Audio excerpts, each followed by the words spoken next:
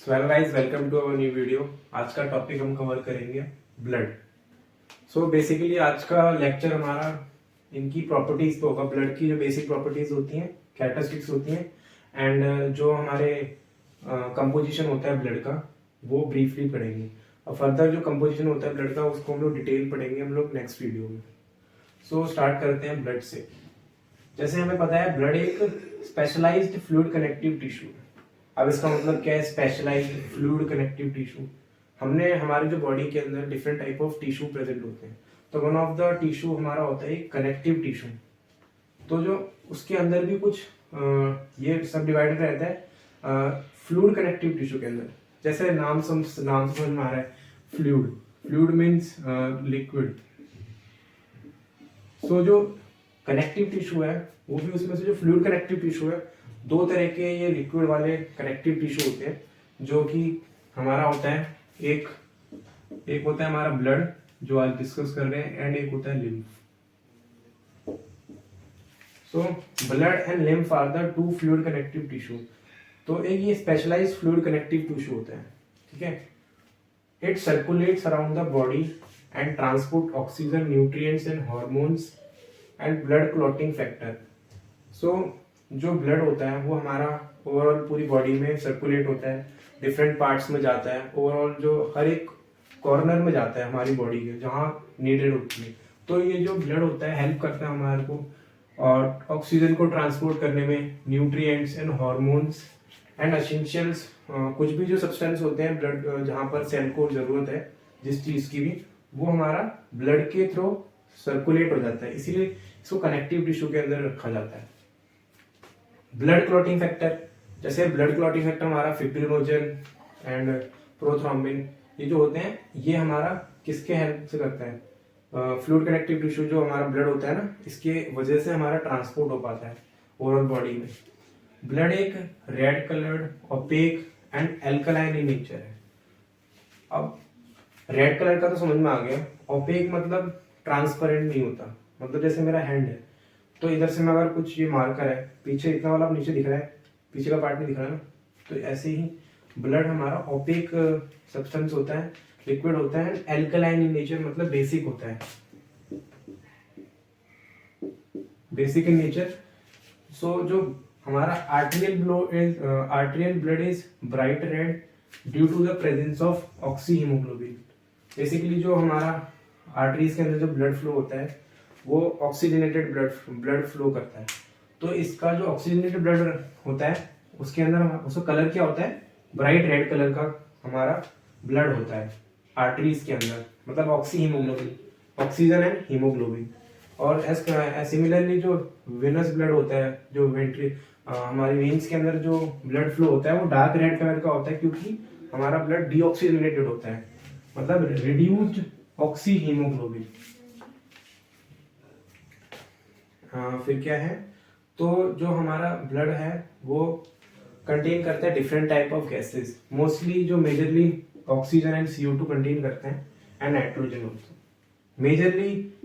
Majorly यही दो gases include रहती हैं हमारी ब्लड के अंदर।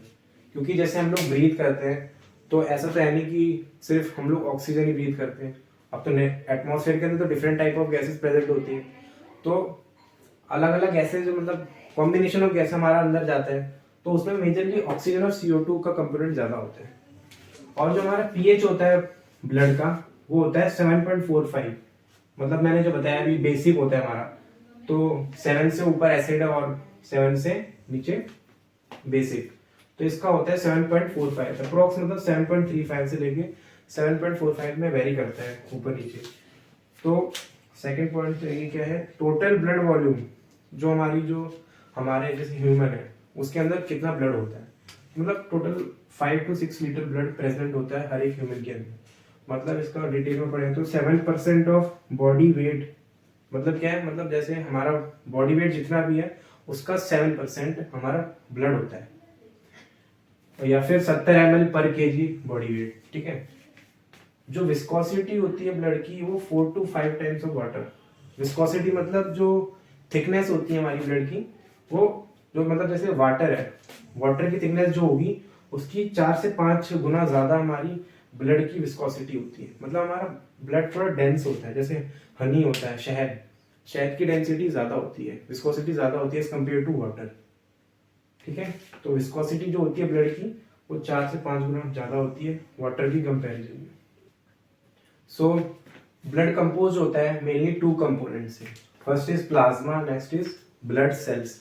जो प्लाज्मा होता है वो टोटल ब्लड का 55% कंट्रीब्यूट करता है एंड ये 45% कंट्रीब्यूट करता है। प्लाज्मा हमारा क्लियर स्ट्रॉ कलर्ड फ्लूइड होता है ब्लड पोर्शन का। मतलब एक ये येलोइश लिक्विड होता है हमारा प्लाज्मा, जिसका कलर येलोइश होता है। सो जो वाटर प्लाज्मा होता है वो 2 कंपोनेंट से बना होता है further, water and solid. Water का कंट्रीब्यूशन कितना होता है 90 to 92%। मतलब क्या है, जो 55% जो हमारा प्लाज्मा है उसका भी 90 से 92% हमारा वाटर होता है एंड सॉलिड 9% होता है। सो सॉलिड भी फर्दर दो तरह के सब्सटेंस होते हैं, इनऑर्गेनिक मॉलिक्यूल होता है एंड ऑर्गेनिक मॉलिक्यूल होता है। इनऑर्गेनिक मॉलिक्यूल कंट्रीब्यूट करता है 1% एंड ऑर्गेनिक मॉलिक्यूल करता है 8%। जो इनऑर्गेनिक मॉलिक्यूल होते हैं वो उसके अंदर मेनली जो इलेक्ट्रोलाइट्स होते हैं वो कंसिस्ट करते हैं, जैसे कि sodium ion, calcium chloride, bicarbonate, phosphate, potassium, magnesium, copper, ferrous and iron. और जो ऑर्गेनिक मॉलिक्यूल है वो 8% कंट्रीब्यूट करते हैं। इसके अंदर प्लाज्मा प्रोटीन आते हैं, urea, uric acid, bilirubin, creatine, enzymes and hormone. इसकी जो फर्दर वीडियो है इसके ऊपर ही डिटेल बनेगी। ये तो आपको मैं सिर्फ ब्रीफली एक्सप्लेन कर रहा हूँ कि जो ब्लड हमारा 2 कंपोनेंट से बना रहता है। सो नेक्स्ट है हमारा ब्लड सेल। ब्लड सेल के अंदर 3 टाइप ऑफ सेल्स होते हैं, 3 डिफरेंट टाइप ऑफ सेल्स होते हैं, बेसिकली हम पता ही है। जो आरबीसी है, रेड ब्लड सेल, जिसे एरिथ्रोसाइट्स भी बोलते हैं, और next is white blood cell जिसको ल्यूकोसाइट भी बोलते हैं, डब्ल्यूबीसी, प्लेटलेट्स और thrombocytes.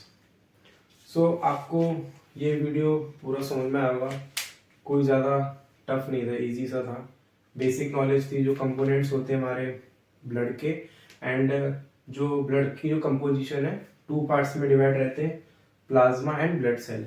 So I hope you enjoyed the video and understand the video. So thank you so much for watching this video.